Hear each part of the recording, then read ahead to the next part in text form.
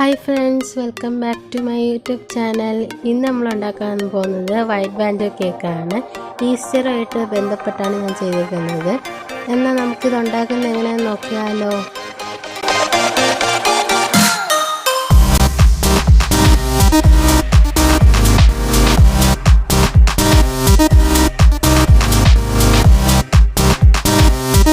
അപ്പോൾ കേക്കെല്ലാം റെഡി ആയിട്ടുണ്ട്. എല്ലാം കൂടെ കാണിച്ച് ബോറാക്കണ്ടെന്ന് എഴുതിയിട്ടാണ് ഷോർട്ടായി കാണിച്ചത്.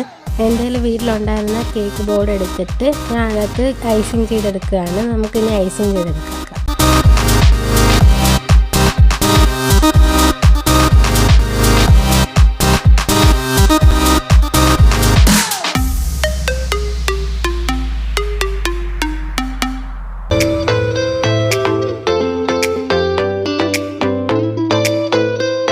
ഇതുപോലെ ഇനി അടുത്ത 2 ലെയറും നമുക്ക് ചെയ്തെടുക്കാം. ഇതാണ് വിപ്പിംഗ് ക്രീം കൊണ്ടുള്ള കേക്കിൻ്റെ final coating.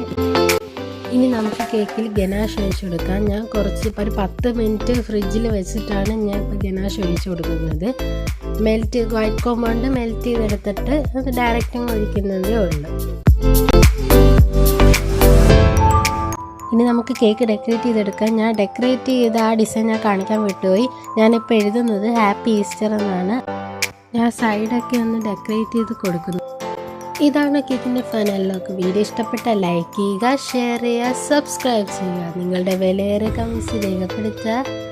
Thank you, by.